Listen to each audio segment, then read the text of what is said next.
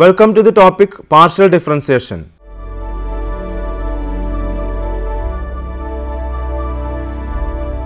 The notion of continuity, limit and differentiation in relation to real valued functions of two variables will be briefly explained in this session. A few theorems on elementary character will also be given. The subject of functions of two variables is capable of extension to functions of any number n of variables, but the treatment of the subject in this generalized form is not within the scope of this session. Only a few examples dealing with functions of three or more variables may be given. Functions of two variables. As in the case of functions of a single variable, we introduce the notion of functions of two variables by considering some examples. First one, the relation z is equal to square root of 1 minus x square minus y square, let it be equation number 1, between x, y and z determines a value of z corresponding to every pair of numbers x comma y, which are such that x square plus y square is less than or equal to 1.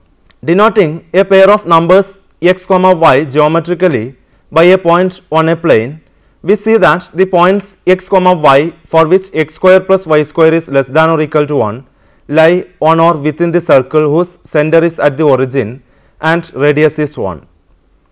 The region determined by the point xy is called the domain of the point xy. We say that the relation 1 associates a real number z to each pair xy such that x square plus y square is less than or equal to 1. We say that we have a function whose domain is the set of all xy such that x square plus y square is less than or equal to 1. We may write z is equal to f of xy is equal to square root of 1 minus x square minus y square such that xy belongs to set of all xy such that x square plus y square is less than or equal to 1. 2. Consider the relation z is equal to square root of a minus x into x minus b plus square root of c minus y into y minus d, where a less than b comma c less than d, let it be equation number 2. Now a minus x into x minus b is non-negative if a less than or equal to x less than or equal to b, and c minus y into y minus d is non-negative if c less than or equal to y less than or equal to d. The points xy for which a less than or equal to x less than or equal to b and c less than or equal to y less than or equal to d determine a rectangular domain bounded by the lines y is equal to a, comma, x is equal to b and y is equal to c, comma, y is equal to d. We see that the relation 2 associates a number z to every point xy which is a member of the set of all xy such that a less than or equal to x less than or equal to b and c less than or equal to y less than or equal to d. In general, we say that a real valued function f of two variables is defined if to every member xy of a given set D of ordered pairs of real numbers there corresponds a real number. The set D is called the domain of the function f. 3. The relation z is equal to e raised to minus x square minus y square determines a function of two variables xy, the domain of the function being the whole plane, that is the set of all the ordered pairs of real numbers. We may also write this as follows: z is equal to f of xy which is equal to e raised to minus x square minus y square. Neighborhood of a point. Let delta be any positive number. The point xy such that a minus delta less than or equal to x less than or equal to a plus delta and b minus delta less than or equal to y less than or equal to b plus delta determine a square bounded by the lines x is equal to a minus delta, x is equal to a plus delta, y is equal to b minus delta and y is equal to b plus delta. Its center is at the point AB. This square is called a neighborhood of the point AB. For every value of delta, we will get a neighborhood. Thus, the set of all xy such that a minus delta less than or equal to x less than or equal to a plus delta and b minus delta less than or equal to y less than or equal to b plus delta is a neighborhood of the point AB. Continuity of a function of two variables. Let AB be a point of the domain of z is equal to f of xy. As in the case of functions of one variable, we say that f is continuous at the point AB if for points xy near AB the value f of xy of the function is near f of AB. That is, f of xy can be made as near f of ab as we like by taking the points xy sufficiently near ab. Formally, we say that a function f of two variables is continuous at a point ab if corresponding to any pre-assigned positive number epsilon, there exists a positive number delta such that modulus of f of xy minus f of ab is less than epsilon for all members of the neighborhood set of all xy such that a minus delta less than or equal to x less than or equal to a plus delta and b minus delta less than or equal to y less than or equal to b plus delta of ab. Thus, for continuity at ab, there exists a square bounded by the lines x is equal to a minus delta, x is equal to a plus delta, y is equal to b minus delta and y is equal to b plus delta, such that for any point xy of this square, f of xy lies between f of ab minus epsilon and f of ab plus epsilon, where epsilon is any positive number however small. A function which is not continuous at a point is said to be discontinuous thereat. Continuity of a function. A function f is said to be continuous if it is continuous at every point of its domain. Special case. Let f be continuous at the point ab and epsilon be any positive number however small. Then there exists a square bounded by the lines x is equal to a minus delta, x is equal to a plus delta, x is equal to b minus delta and x is equal to b plus delta, such that for any point xy of the square, the numerical value of the difference between f of xy and f of ab is less than epsilon. In particular, if we consider points of this square lying on the line y is equal to b, we see that for values of x belongs to the closed interval a minus delta comma a plus delta, the numerical value of the difference between f of xb and f of ab is less than epsilon. Also, such a choice of delta is possible for every positive number epsilon. This is equivalent to saying that f of x is equal to f of xb is a continuous function of a single variable x for x is equal to a. It may be similarly shown that f of y is equal to f of ay is a continuous function of a single variable y for y is equal to b. Thus, we have shown that a continuous function of two variables is also a continuous function of each variable separately. Limit of a function of two variables. A function f is said to tend to the limit L as xy tend to the point ab if corresponding to any pre-assigned positive number epsilon, there exists a positive number delta such that modulus of f of xy minus L is less than epsilon for all points xy other than possibly ab, such that a minus delta less than or equal to x less than or equal to a plus delta, b minus delta less than or equal to y less than or equal to b plus delta. That is for all members of the set of all xy such that x belongs to the closed interval a minus delta comma a plus delta and y belongs to the closed interval b minus delta comma b plus delta, difference the set ab. This means that corresponding to every positive number epsilon, there exists a neighborhood of ab such that for every point xy of this neighborhood other than possibly ab, f of xy lies between L minus epsilon and L plus epsilon. Limit of a continuous function. A function f is said to be continuous at a point ab of its domain of definition if limit of f of xy is equal to f of ab as the point xy tends to the point ab. That is, the limit of the function is equal to value of the function.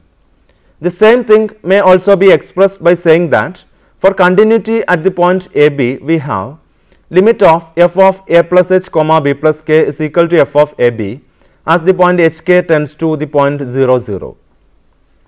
Example 1. Consider the function f of xy is equal to x square divided by x raised to 4 plus y square if x raised to 4 plus y square not equal to 0 and 0 if x is equal to y is equal to 0. If we approach the origin along any axis, f of xy is equal to 0.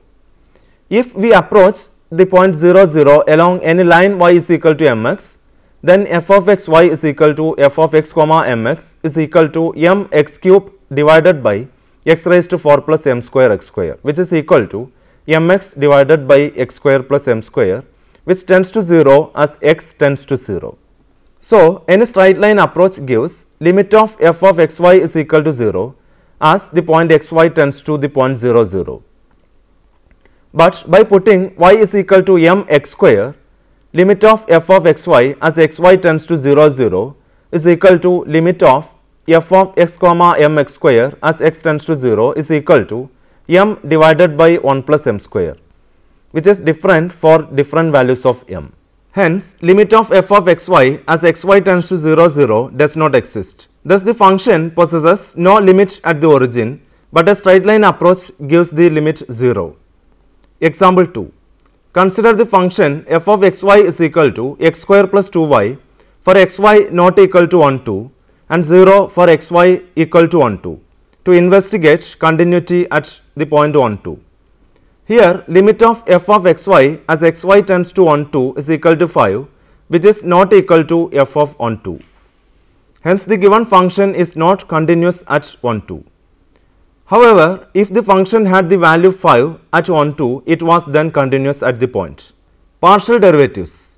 The ordinary derivative of a function of several variables with respect to one of the independent variables, keeping all other independent variables constant, is called the partial derivative of the function with respect to the variable. Consider z is equal to f of xy. Then limit of f of a plus h comma b minus f of a b all divided by h as h tends to 0 if it exists is said to be the partial derivative of f with respect to x at the point a b and is denoted by dou z dou x at the point a b or fx at a b. It will thus seem that the partial derivative of f with respect to x at the point a b is the derivative of the function f of x is equal to f of x comma b of a single real variable at x is equal to a. Again, limit of f of a comma b plus k minus f of a b all divided by k as k tends to 0 if it exists is called the partial derivative of f of xy with respect to y at the point a b and is denoted by dou z by dou y at the point a b or fy at a b.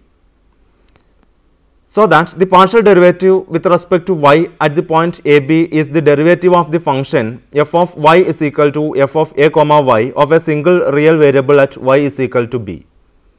If f possesses a partial derivative with respect to x at every point of its domain, then there arises a new function a b to fx a b and denoted by fx of two variables whose domain is the same as that of the given function f. Thus, we have fx at xy is equal to limit of f of x plus h comma y minus f of xy all divided by h as h tends to 0. Example 3. If f of xy is equal to 2x square minus xy plus 2y square, then dou f by dou x is equal to 4x minus y and dou f by dou y is equal to minus x plus 4y. At the point 1, 2, dou f by dou x is equal to 4 into 1 minus 2 is equal to 2 and dou f by dou y is equal to minus 1 plus 4 into 2 is equal to 7. Note, at the point 1, 2, dou f by dou x and dou f by dou y have been respectively obtained by replacing xy by the point 1, 2. The procedure, though simple, is not always possible. Example 4. If f of xy is equal to xy divided by x square plus y square, if xy not equal to 0 and 0 if xy is equal to 0. We can show that the function is not continuous at origin even though both the partial derivatives exist thereat. Putting y is equal to mx, we see that limit of f of xy as x tends to 0 is equal to m divided by 1 plus m square, so that the limit depends on the value of m, that is on the path of approach and is different for different paths followed and therefore does not exist. Hence, the function f of xy is not continuous at the point 0, 0. Again, at 0, 0, dou f by dou x is equal to limit of f of 0 plus h comma 0 minus f of 0, 0 all divided by h as h tends to 0 is equal to limit of 0 by h as h tends to 0 is equal to 0. Dou f by dou y is equal to limit of f of 0 comma 0 plus k minus f of 0 all divided by k as k tends to 0 is equal to limit of 0 by k as k tends to 0 is equal to 0. Note, unlike the situation for functions of one variable, the existence of the first partial derivatives at a point does not imply continuity at the point.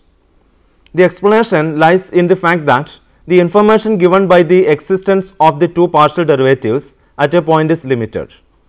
The values of fx and fy at a point AB depends only on the values of f along two lines through AB respectively parallel to the coordinate axis. This information is incomplete and tells us nothing at all about the behavior of the function f as the point AB is approached along lines not parallel to the axis. On the other hand, the continuity of f at the point AB requires the function to tend to its value f of AB by whatever path the point AB is approached. Therefore, there is nothing surprising in the fact that the partial derivatives may exist at a point at which the function is not even continuous. Partial derivatives of higher orders. We can form partial derivatives of the first order partial derivatives just as we formed those of f. Thus, we have dou by dou x of dou z by dou x and dou by dou y of dou z by dou x, or equivalently fxs and fyx, called the second order partial derivatives of f. We write dou by dou x of dou z by dou x is equal to dou square z by dou x square and dou by dou y of dou z by dou x is equal to dou square z by dou y dou x. Similarly, the second order partial derivatives dou by dou x of dou z by dou y and dou by dou y of dou z by dou y are respectively denoted by dou square z by dou y square and dou square z by dou x dou y. Thus, there are four second order partial derivatives of z at any point AB defined by fxx of AB is equal to limit of fx of a plus h comma b minus fx of AB all divided by h as h tends to 0. fxy of AB is equal to limit of fy of a plus h comma b minus fy of AB all divided by h as h tends to 0. fyx of AB is equal to limit of fx of a comma b plus k minus fx of AB all divided by k as k tends to 0, and fyy of AB is equal to limit of fy a comma b plus k minus fy of AB all divided by k as k tends to 0, in case the limits exist. In a similar manner, higher order partial derivatives are defined. For example, dou cube z by dou x cube, dou cube z by dou y cube, dou cube z by dou x dou y, and so on. Example 5. For u is equal to e raised to x into cos y plus e raised to y into sin x, dou u by dou x is equal to cos y plus e raised to y cos x, dou square u by dou x square is equal to dou by dou x of dou u by dou x, which is equal to minus e raised to y sin x, dou square u by dou y dou x is equal to dou by dou y of dou u by dou x is equal to minus sin y plus e raised to y cos x. Example 5. If u is equal to x square into tan inverse y by x minus y square into tan inverse x by y, where xy not equal to 0, prove that dou square u by dou x dou y is equal to x square minus y square all divided by x square plus y square. We have dou u by dou x is equal to x square into 1 by 1 plus y square by x square into 1 by x minus 2y into tan inverse of x by y plus y square into 1 by 1 plus x square by y square into x by y square, which is equal to x cube divided by x square plus y square plus x y square divided by x square plus y square minus 2y tan inverse of x by y, that is equal to x minus 2y into tan inverse of x by y. Dou square u by dou x dou y is equal to dou by dou x of dou u by dou y, which is equal to 1 minus 2y into 1 by 1 plus x square by y square into 1 by y, which is equal to 1 minus 2y square divided by y square plus x square is equal to x square minus y square all divided by x square plus y square. Geometrical interpretation. Geometrical representation of a function of two variables. We take a pair of perpendicular lines OX and OY. Through the point O, we draw a line z dash OZ perpendicular to the xy plane and call it z axis. Any one of the two sides of z axis may be assigned a positive sense. Length z will be measured parallel to this axis. The three coordinate axes taken in pairs determine three planes xy, yz and zx, which are taken as the coordinate planes. Let f be a function defined in some domain in the xy plane. To each point xy of this domain, there corresponds a value of z.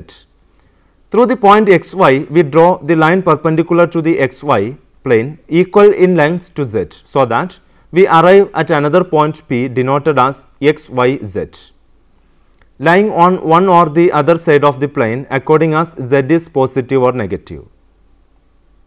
Thus, to each point of the domain of the function f in the xy plane, there corresponds a point.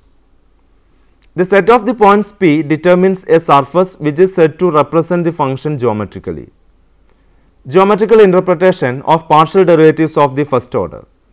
Consider the function z is equal to f of xy. Let it be equation number 1. We have seen that the functional equation 1 represents a surface geometrically. We now seek the geometrical interpretation of the partial derivatives dou f by dou x at AB and dou f by dou y at AB. The point P AB comma f of AB on the surface corresponds to the point AB of the domain of the function. If a variable point starting from P changes its position on the surface such that y remains constantly equal to B, then it is clear that the locus of the point is the curve of intersection of the surface and the plane y is equal to B. On this curve, x and z vary according to the relation z is equal to f of x comma b. Also, dou f by dou x at AB is the ordinary derivative of f of xb with respect to x for x is equal to a.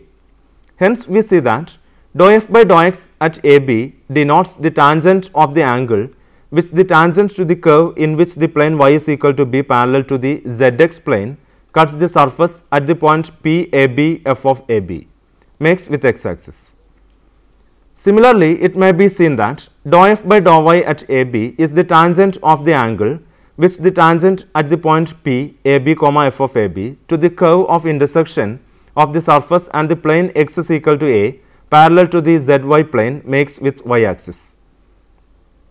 Let me summarize the major points we discussed so far. The point xy such that a minus delta less than or equal to x less than or equal to a plus delta, b minus delta less than or equal to y less than or equal to b plus delta determine a square bounded by the lines x is equal to a minus delta, x is equal to a plus delta, y is equal to b minus delta and y is equal to b plus delta. Its center is at the point AB. This square is called a neighborhood of the point AB. A function f of two variables is continuous at a point AB if corresponding to any pre-assigned positive number epsilon, there exists a positive number delta such that modulus of f of xy minus f of AB is less than epsilon for all members of the neighborhood set of all xy such that a minus delta less than or equal to x less than or equal to a plus delta and b minus delta less than or equal to y less than or equal to b plus delta of AB. A function f is said to tend to the limit L as the point xy tend to the point AB if corresponding to any pre-assigned positive number epsilon, there exists a positive number delta such that modulus of f of xy minus L is less than epsilon for all points xy other than possibly AB such that a minus delta less than or equal to x less than or equal to a plus delta and b minus delta less than or equal to y less than or equal to b plus delta. The ordinary derivative of a function of several variables with respect to one of the independent variables keeping all other independent variables constant is called the partial derivative of the function with respect to the variable. There are 4 second order partial derivatives of z at any point AB. Now, we have some questions you may try to work out. First one, show that limit of x y square divided by x square plus y square as xy tends to 0 0 is equal to 0. Second one, show that the limit when xy tends to 0 0 does not exist for the function f of xy is equal to x cube plus y cube all divided by x minus y. Third one, discuss the function f of xy is equal to 2xy into x square minus y square divided by x square plus y square for xy not equal to 0 0 and 0 for xy is equal to 0 for continuity at the point 0 0. Fourth one, if f of xy is equal to x cube y plus e raised to x y square, find fx and fy. Fifth one, if f of xy is equal to x cube plus y cube all divided by x minus y for x not equal to y and 0 for x is equal to y, show that the function is discontinuous at the origin but possesses partial derivatives fx and fy at every point including the origin. Sixth one, calculate fx, fy, fx at 0, 0 and fy at 0, 0 for the function f of xy is equal to xy divided by square root of x square plus y square for x square plus y square not equal to 0 and 0 for x equal to y equal to 0. For your further study, you may go through the following books. First one, Differential Calculus by Shanti Narayanan, Sultan Chand and Company, New Delhi 2003. Second one, Differential and Integral Calculus by N. Piskuno, PS Publishers, Moscow. Hope that you have enjoyed this session. We will meet again with another topic. Thank you.